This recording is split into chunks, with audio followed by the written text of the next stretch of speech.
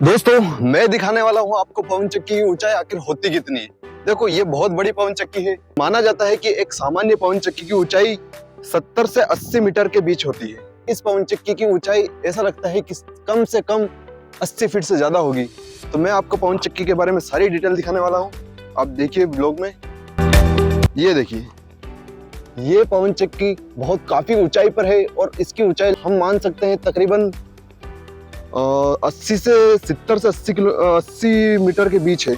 और ये एक आवाज करती है, एक अजीबोगरीब। इसके अंदर एक मोटर चलती है जो कि बिजली बनाने में काम आती है। इसके साइड में एक डीपी लगी होती है जो ऊर्जा को यहाँ पर एकत्रित करती है। देखिए, ये पवन चक्की की ऊंचाई कितनी ज्यादा है, मैं आपको इस कैमरे के जरिए दिखाना चाहता हूँ। और ये सूर्य भी बादलों से ढक चुका है। आप देखिए यहाँ पर, ये मैंने यहाँ पर गाड़ी पार्क की हुई है।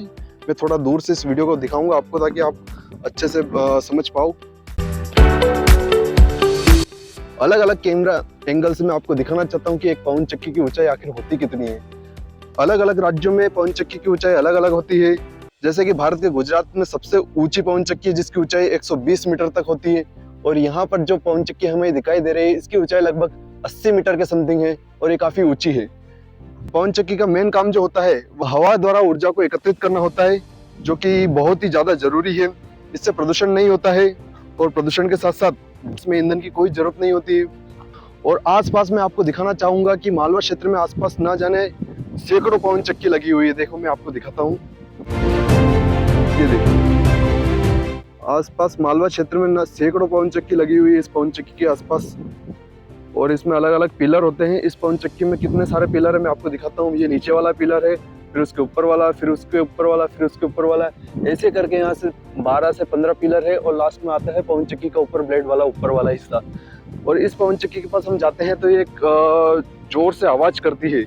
देखिए, ये देखिए, यहाँ पर ताला लगा हुआ है इसलिए मैं अंदर तो नहीं जा सकता, लेकिन मैं दूर से आपको दिखा सकता हूँ। और यहाँ पर कितना बड़ा क्षेत्र इनने पवन चक्की को लगाने के लिए चाहिए होता है। समथिंग इसमें सराउंडिंग 200 मीटर से ज्यादा क्षेत्र चाहिए ताकि यहाँ पर प्रॉपर तरीके से बिजली का उत्पादन हो और पवन चक्की प्रॉपर तरीके से वर्क करे। और आसपास का क्षेत्र पूरा खाली है। इन पवन चक्कियों का उपयोग वायु को ऊर्जा में बदलने के लिए किया जाता है, जिनका उपयोग हम अपने घरों में करते हैं। अब अभी आप देखिए इस पवन चक्की की ऊंचाई के साथ साथ ये कितनी जोर से आवाज करती है। अभी आप सुन सकते हैं यहाँ पर कितनी तेज आवाज आ रही है। और मैं आपको दिखा सकता हूँ, ये मेरी बाइक रखी हुई है और आसपास इस क्षेत्र में सैकड़ों पवन चक्कियां लगी हुई है जो कि वायु को इलेक्ट्रिक ऊर्जा में बदलने का काम करती है। आखिर ये विंड टरबाइन इतनी ऊंची है कि मैं इसके पास खड़ा होता हूँ और इसके ऊपर देखने लगता हूँ तो शायद मेरे सर के ऊपर है। और इसके जो पंखुड़ियां होती है इतनी बड़ी होती है, विशालकाय होती है। मैं आपको इस कैमरे के जरिए दिखाना चाहता हूँ। तो दोस्तों, मैं हर एंगल से पवन चक्की के बारे में दिखाना चाहता हूँ। देखिए, अभी मैं इसके जो बेस है, नीचे का पिलर है, इसका जो सबसे जो जमीन से टच होता है जो पिलर है उसके पास खड़ा हूँ। इस पिलर की चौड़ाई काफी ज्यादा है। इसकी चौड़ाई समथिंग 300 से 350 स्क्वायर फीट है। तो आप देख सकते हैं एक पवन चक्की की ऊंचाई और चौड़ाई और इसके फायदे कितने होते हैं। ऐसे इंटरेस्टिंग वीडियो के लिए चैनल को सब्सक्राइब कीजिए और इंस्टाग्राम पर मुझे फॉलो जरूर करना। Thank you. मैं आपको बताना चाहता हूँ कि पवन चक्की का मेन काम होता है कि वायु द्वारा इलेक्ट्रिकल ऊर्जा में बदलने का इनका काम होता है, जो कि काफी बेहतर और प्रदूषण रहित होता है। और आसपास ऐसी सैकड़ों पवन चक्की लगी हुई है जो मैं आपको दिखाना चाहता हूँ।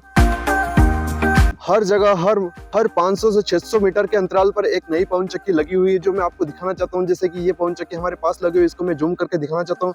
इसी लाइन में आगे 2 से 3 और पवन चक्की लगी हुई है जो मैं आपको दिखा सकता हूँ कैमरे के माध्यम से। तो और प्लीज चैनल को सब्सक्राइब जरूर करना। मैं आगे भी इसी तरह के इंटरेस्टिंग वीडियो आपके लिए लेकर आऊंगा।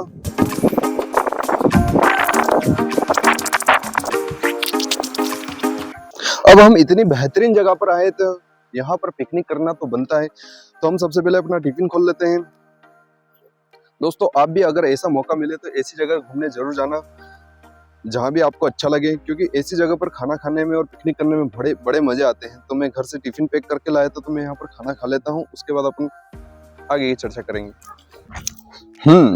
मुझे एक बात तो पता थी कि अगर जन्नत है तो प्रकृति की गोद में है। नेचर को घूमो, जानो और मजे करो। हमें आज का पता है लेकिन कल का पता नहीं है कि कल क्या होगा, इसलिए कमाओ, खाओ, पियो और खुश रहो।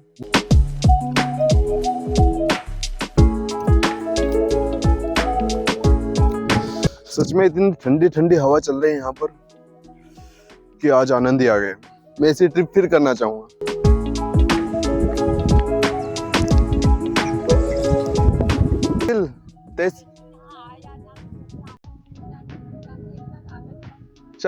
चलो ठीक है। For the rest of my life, I'm